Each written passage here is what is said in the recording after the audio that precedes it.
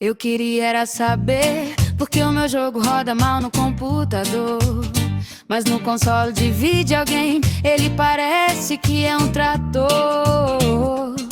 A resposta na compatibilidade, mas não é só isso que impacta nessa verdade. No console tudo é feito pra rodar redondinho, o sistema e o chip trabalham juntinho. Nada de driver faltando, o programa travando, é o mesmo hardware que o jogo tá esperando.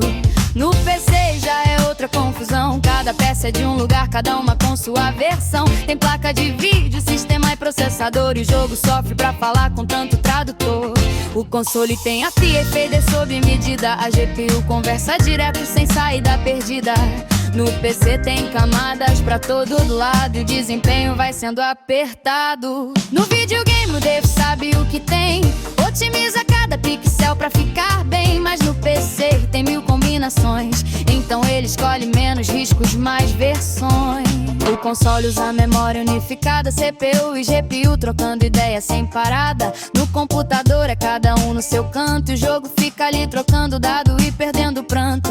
E no final, meu amigo jogador, não é que seu PC tenha menos valor, é só que no console tudo foi casado, hardware e software dançando lado a lado. O desenvolvedor do jogo é esperto demais, no console ele sabe o que o hardware faz. A placa é a mesma, o chip é igual, então ele espreme o máximo sem erro fatal.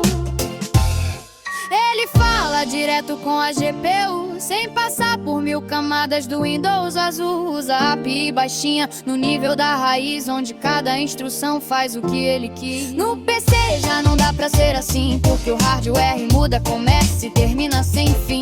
Cada driver é um mundo, cada versão um dilema, por isso Dev precisa deixar o jogo com esquema. Ele programa pra rodar em qualquer lugar, mas isso faz o desempenho despencar. Pra não dar tela azul nem travar geral, ele limita um pouco o potencial. E o console ainda tem outro truque elegante, usa o mesmo chip pra tudo, é impressionante. CPU e GPU dividem o pão, memória unificada, pura integração. Enquanto o PC tem tanta liberdade, o console ganha na uniformidade. É como um carro de corrida feito pra pista, e o PC é um Jeep, roda tudo, mas é generalista.